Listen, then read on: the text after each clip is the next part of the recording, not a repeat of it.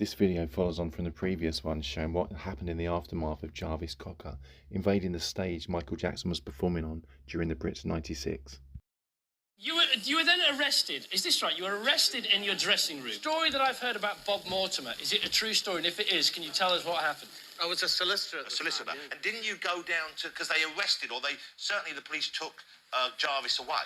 No, Michael Jackson's goons arrested him, not the police, and they put him in a porter cabin. I presumed it would be something, like substances, weaponry, something like that. And I cleared them out, demanded to go in there. I explained to the police officer that Michael Jackson's security men had trapped Jarvis in our dressing room and that they wouldn't let him out or let me in.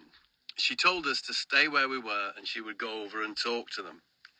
When she returned from speaking to them, it was clear from her face that she was furious.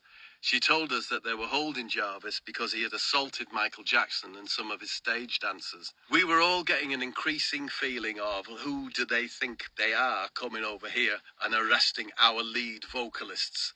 I told the policewoman that despite the fact that I was reasonably pissed, I was a solicitor and asked if she could secure me access to see Jarvis.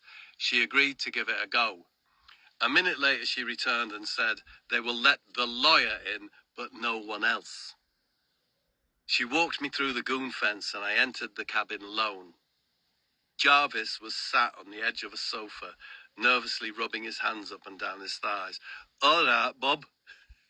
"What the fuck have you done, Jarvis? What has happened?" Jarvis looked up at me with his puppy dog eyes.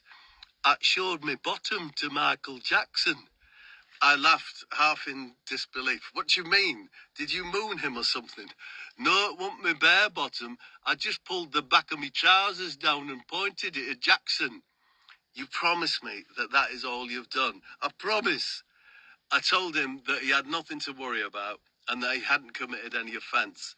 I said I would do anything I could to get him out of there as soon as possible. By the time I left, some more police had arrived. We watched as they negotiated with the goonerage.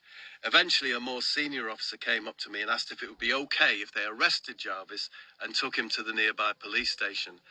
They wanted to get him out of the building and away from Jackson's people. They assured me that they would release him as soon as he was at the station. The police were as good as their word, and Jarvis was released after making a brief statement. We all went back to a posh hotel to celebrate Jarvis's freedom.